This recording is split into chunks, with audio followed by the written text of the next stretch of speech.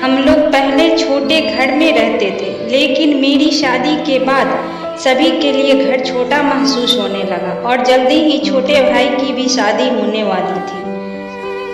इसलिए हम लोग एक बड़े घर की तलाश में थे। इसलिए हमने एक एजेंट को घर खोजने के लिए कहा। कुछ दिन बाद उसने एक घर बताया। वह घर मेरे परिवार के लिए बहुत सही लग रहा था, इसलिए मुझे वह घर पसंद आ गया। मैंने जल्दबाजी में उस घर के लिए एडवांस भी दे दिया और हम सब उस घर में जल्दी ही शिफ्ट हो गए।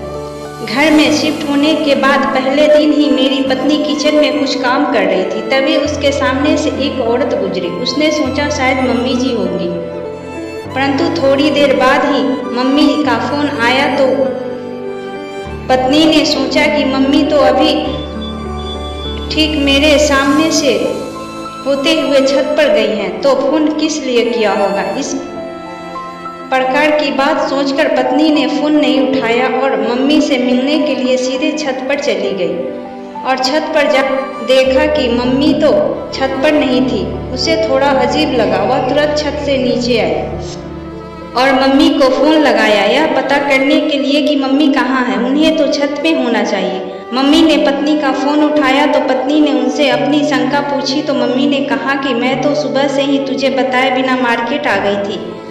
घर में कुछ सामान कम था, वहीं लेने आई थी। मम्मी की ये सब बातें सुनकर मेरी पत्नी का दिल धक धक करने लगा और वो सकते में आ गई। शाम होने के बाद जब मैं दफ्तर से घर आया तो मुझे मेरी पत्नी ने दिन में घटी सारी घटना मुझे बताया। मैंने उसकी बात को हल्के में लेते हुए उससे कहा कि ये सब तुम्हारा सिर्फ वहम है।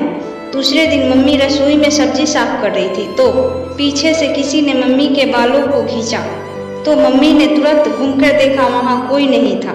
इस घटना के बाद बुरी तरह घबरा गई, परंतु उन्होंने इस घटना के बारे में किसी को कुछ नहीं कहा। तीसरे दिन मेरी सासू माँ का फोन आया। उन्होंने बताया कि मेरे ससुर की तबीयत बहुत खराब है। दफ्तर से मुझे छुट्टी नहीं मिल पाई। विदेश से महत्वपूर्ण व्यक्ति आए थे, इसलिए मैंने अपनी पत्नी को स्टेशन छोड़ आया। वह अब अकेले ही अपने मायके जा रही थी। वापस आने के बाद रात को जब मैं अपने कमरे में सोने की कोशिश कर रहा था, लेकिन मुझे नींद नहीं आ रही थी, तो मैंने सोचा कुछ देर छत पर टहल लेता हूँ। यह सोचकर मैं उठने की कोशिश करने लगा, पर मैं उठ नहीं पा रहा था। ऐसा लग रहा था जैसे किसी रूहानी ताकत ने मुझे रोक रखा है।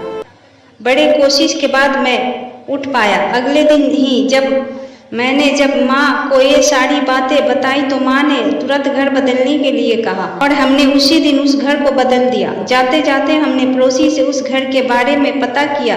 पड़ोसी ने बताया कि एक पूरा परिवार इस घर में रहस्यमय तरीके से खत्म हो गया था। उसके बाद यहाँ कोई नहीं रहता था।